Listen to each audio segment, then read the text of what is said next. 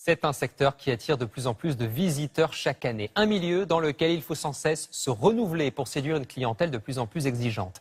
Les parcs d'attractions proposent tous les ans de nouveaux manèges toujours plus innovants, aux sensations toujours plus fortes. Des nouveautés qui peuvent valoir parfois plusieurs dizaines de millions d'euros. Mais alors, qui les invente et comment sont-elles construites? Reportage Agnès Monteux, Floric et Élodie Delevoye.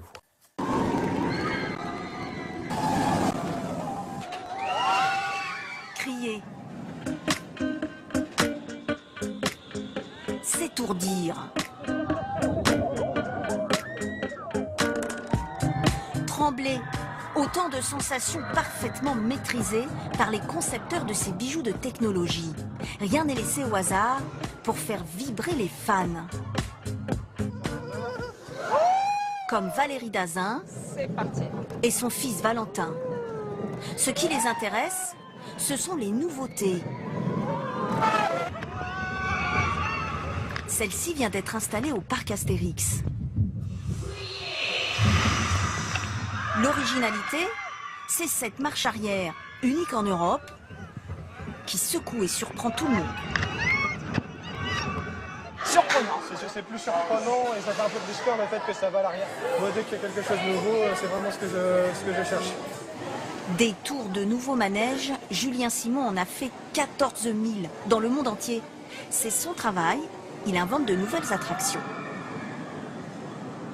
Le parc fermé, il nous livre quelques explications sur la conception de la plus spectaculaire, Osiris. Dès le début, il faut mettre le visiteur en condition. L'adrénaline commence à monter doucement, il anticipe ce qui va se passer. Il regrette peut-être même d'être monté sur l'attraction.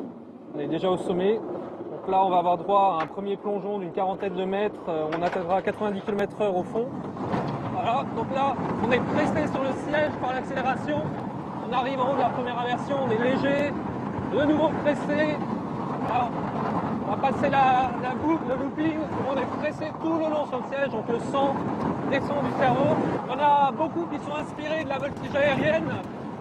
Ça, c'est un Himmelmann, c'est aussi une figure de voltige aérienne qui doit son nom à un pilote de la Première Guerre mondiale allemande. Donc effet d'évitement, on a l'impression qu'on va taper le sol avec ses pieds. Dans un manège, les gens prennent jusqu'à 6 G, 6 fois le poids de leur corps. Au-delà, c'est l'évanouissement. Pour un pilote de chasse, c'est 9.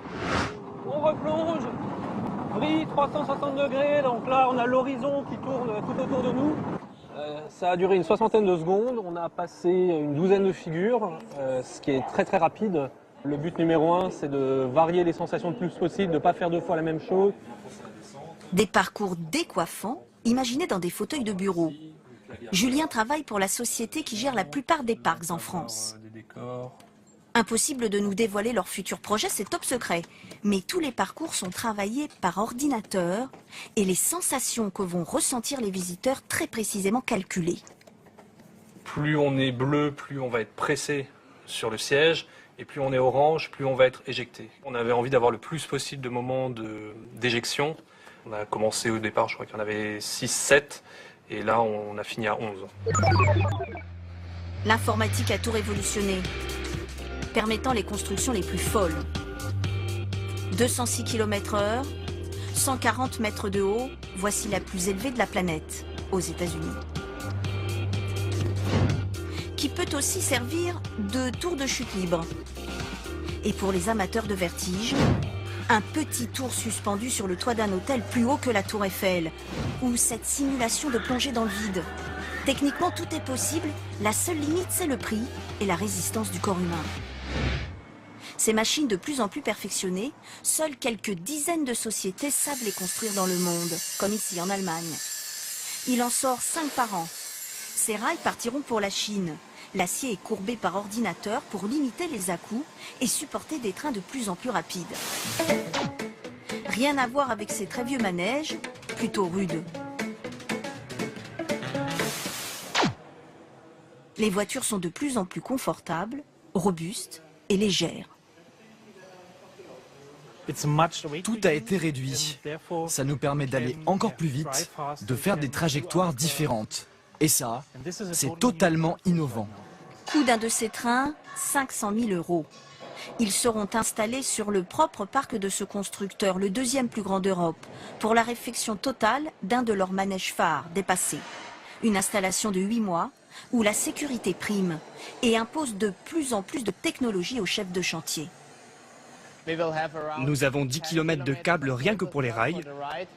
Notre principal système de sécurité, ce sont les freins. Dès qu'un train passe, il se referme automatiquement. C'est donc impossible que deux trains se percutent. Une technologie qui deviendra de plus en plus présente. Le parc teste des manèges couplés à des casques de réalité virtuelle pour vivre ce petit tour comme un parcours futuriste. Chaque année, les parcs investissent 20% de leur chiffre d'affaires dans cette course à l'innovation.